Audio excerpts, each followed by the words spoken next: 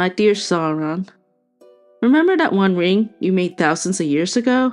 After Isildur failed to destroy it, the wizard Gandalf, one of the Astari, would call on a little hobbit named Bilbo to go on an adventure in the Lonely Mountain to reclaim it from the dragon Smaug. And indeed he did, albeit reluctantly at first, and found the One Ring when he encountered Gollum, who kept referring to it as his precious, though Bilbo would not know that at the time. It would be seen as a magic ring, and he would keep it in his pocket while going about his daily tasks. It wouldn't be until long after he arrives home he would recognize the ring for what it is, though it was mainly what it could do for him. This time, Bilbo's younger cousin, whom he endearingly calls his nephew due to their 78-year age difference, Frodo, would be called upon by Gandalf to take your ring to Mordor. He adopted him a number of years ago when poor Frodo lost both his parents in a boating accident.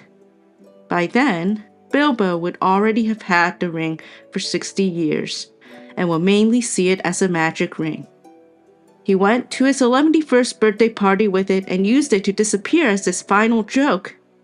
Bilbo was just having his fun until the cruel wizard Gandalf decided to show up at Bilbo's home and tell him to give it up for his Frodo, just because he was 78 years younger, like a son of sorts.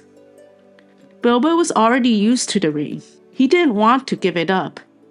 But Gandalf would already have Frodo's plans in mind. Frodo was going to do what he could, try to find a way to Mordor and go as far as his strength of mind and body allowed.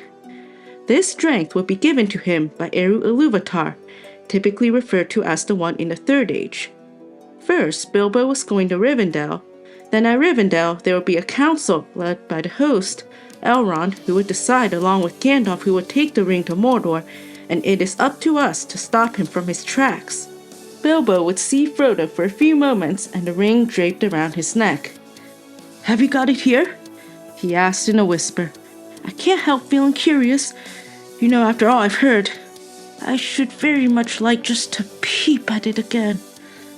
Poor Bilbo will be left alone to his own devices, except for the brief few days when he meets Frodo and Fellowship. He needs the ring to fulfill his desires when his son is out fulfilling quests.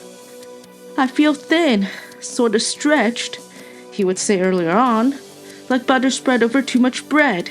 But little would he know, he would get bored. Bilbo would be longing for the ring even years later, when Frodo will be well on his way to Mordor, with his fellowship of nine surrounding him. We must stop him from his tracks. We must stop Frodo from taking the ring to Mordor.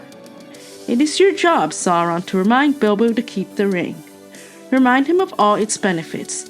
It allows him to be invisible and crack jokes the way he did at his 11th birthday party.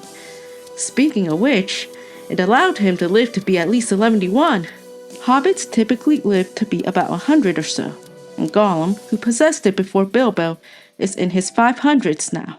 Bilbo has enjoyed it for 60 years, and the ring will unfortunately be taken from him by Gandalf, a member of the Astari, to be given to Frodo. And should the ring land on Frodo's hands, make sure Frodo knows where it came from.